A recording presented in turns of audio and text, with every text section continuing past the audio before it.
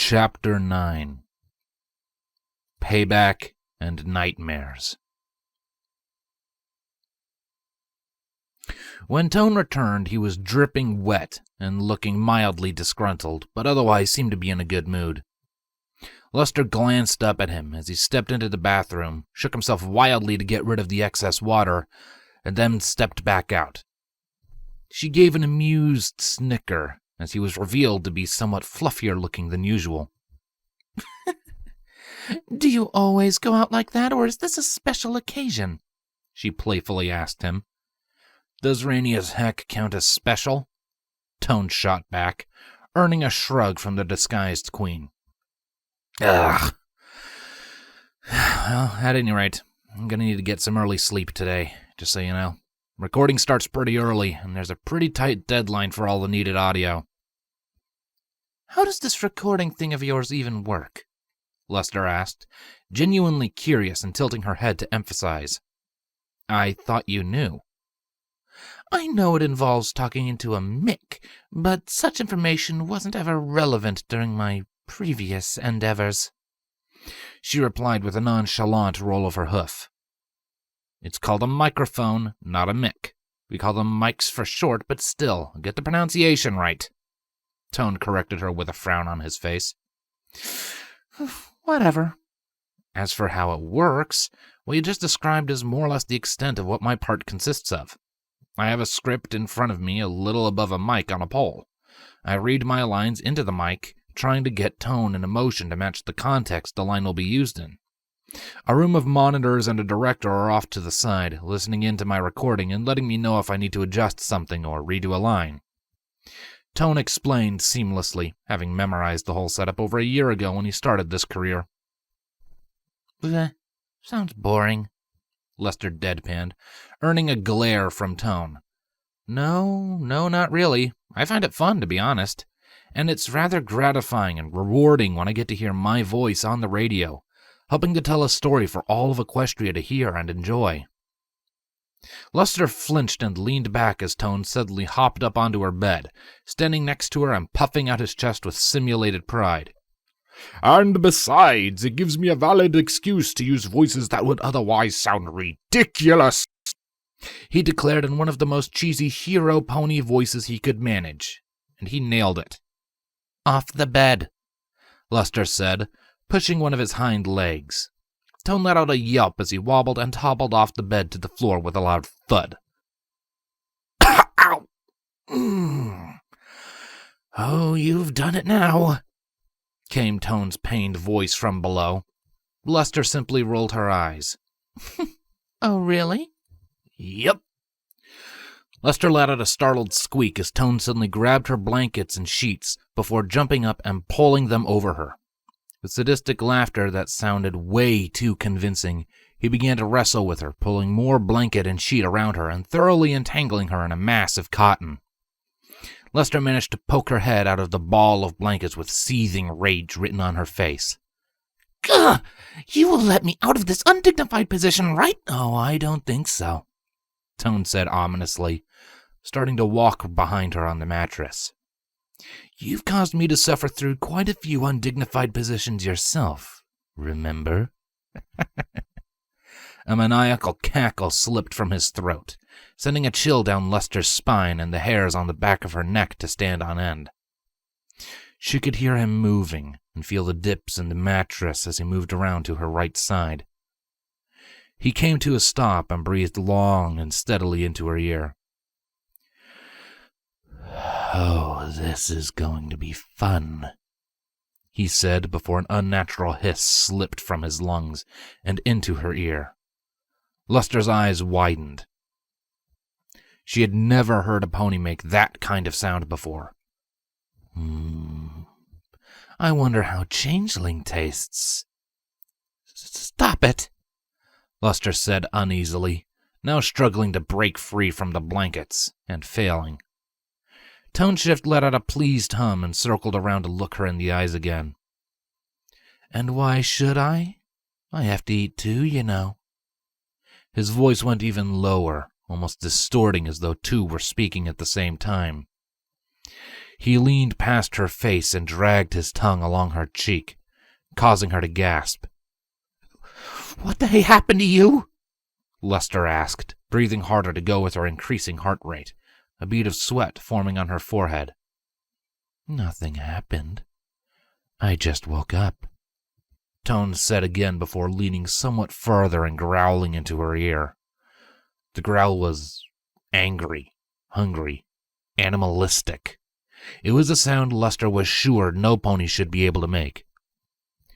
"And I am just so hungry."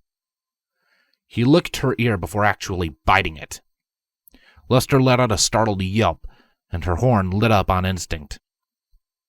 Toneshift's tail lit up with her magic grabbing it, and she yanked him hard to the other side of the room, sending him to crash into the opposite wall with considerable force.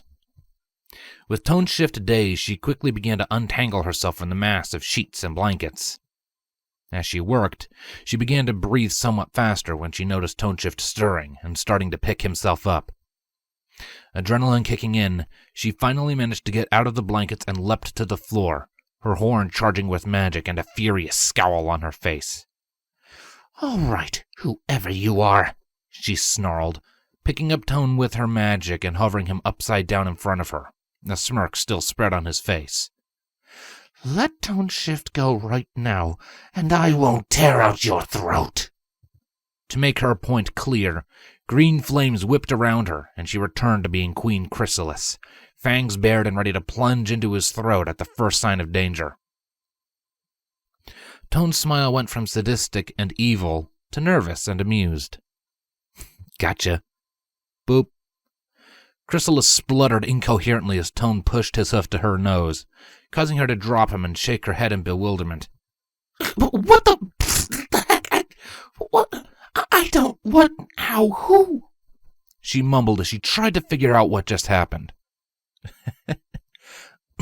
"Told ya. It's fun," Tone said from his position on the floor, getting back up, smiling humorously at her. "I can't believe I had you going there either. I figured you had a lot more practice with acting than me, considering who you are." "What's happening?" Chrysalis asked in confusion, one of her ears flicking and her eye twitching. "I told you I was going to mess back, didn't I?" Chrysalis's gaze froze in shock. For several long seconds she stared at him like a deer would an oncoming train's headlight. That face then began to gradually change. First to annoyance, then anger, and then full-blown murderous rage. She bared her teeth and snarled. "I am going to kill you. I am going to kill you and then kill you again." Tone gulped, laughing nervously. Well, I don't think we need to go quite that far now, do we?"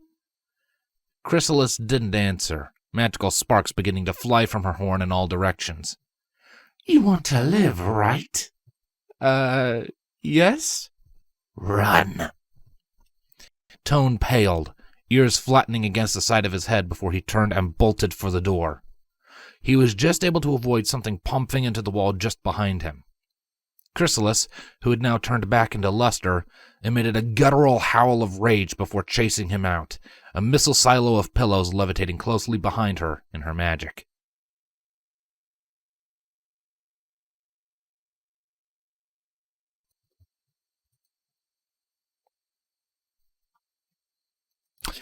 All of Baltimore had to agree wholeheartedly that Toneshift lost that pillow fight. Lester had chased him across 3 city blocks before he finally ran out of stamina, at which point she proceeded to pummel him with the pillows for a good 10 minutes, making sure to pin him down with her magic as she did so. Finally, after the pillows had been thoroughly shredded and destroyed by the force with which she had been using them, she took a very dazed Toneshift away from the scene of the crime and back to the hotel room. She deposited him into the shower and told him to clean himself off. Then she locked him in and set herself down on her bed. She had also stolen some of Tone's bits to pay for the ruined pillows. The staff had been surprisingly casual about it. Apparently, they had dealt with far worse in the past. Like, for instance, a queen-sized bed flying out of a second-story window with a screaming stallion still on it. The mayor who did the throwing had refused to pay for the bed and wound up in trouble, an outcome Lester would like to avoid if possible. As Lester sat there, though, her mind wandered from that craziness to something else. The glow in the air. Love energy drifted about the room in a subtle haze only changelings could see. She sat there, pondering her situation and the implications for a good long while.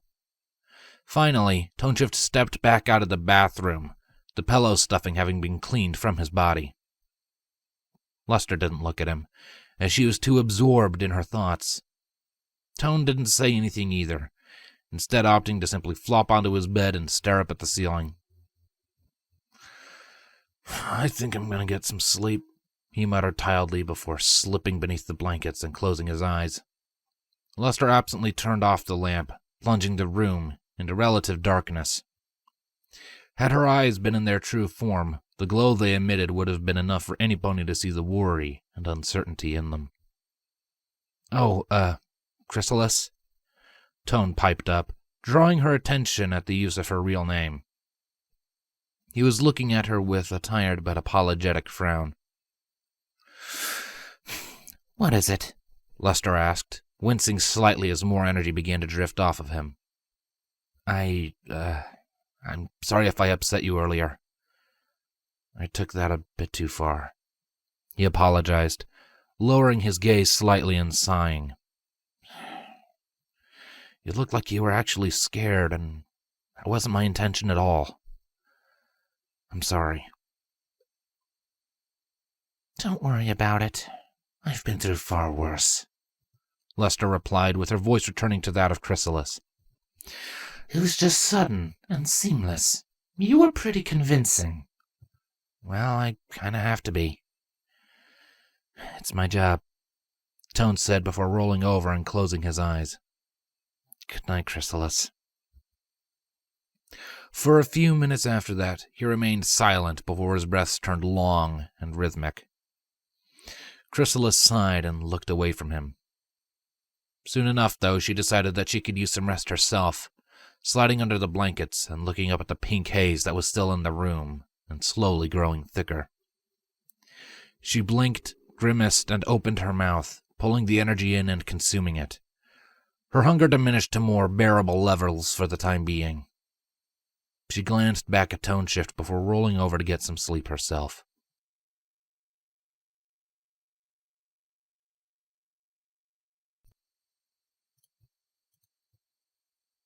"No, get away," Tone mumbled, turning uneasily in his sleep and waking Chrysalis from her slumber.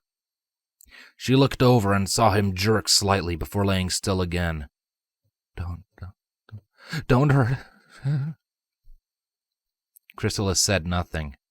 She quietly slid from her bed and looked at him as he began to thrash more violently, his breaths coming in panicked gasps. One of his forelegs began to twitch and push out, as though he were trying to keep something away. He was having a nightmare. "Please, no, let go." Chrysalis sat down next to his bed and lit up her horn with magic, casting a simple calming spell on him in the hopes of dispelling the nightmare and letting him sleep peacefully. For a few moments, the spell worked itself into his mind before he began to calm down. Before he fell back into silence, however, he muttered again, clearer this time. "Let her go. Don't hurt Chrysalis, please." Chrysalis's eyes widened as he fell silent. His breathing returned to normal and his posture relaxed. He was having a nightmare about her? She took a step back and fell to her haunches in disbelief. Her eyes shifted uneasily before she noticed something else. Looking up, her ears fell when she realized she couldn't even see the faint glow of the bathroom nightlight from here. Any illumination it emitted was smothered and obscured by the pink haze filling the room. Chrysalis fidgeted for a few moments before standing back up and getting into her bed again. She glanced at Toneshift before laying fully back, staring at the ceiling and the churning energy for quite some time. Good night, Tone Shift, she whispered before falling back to sleep.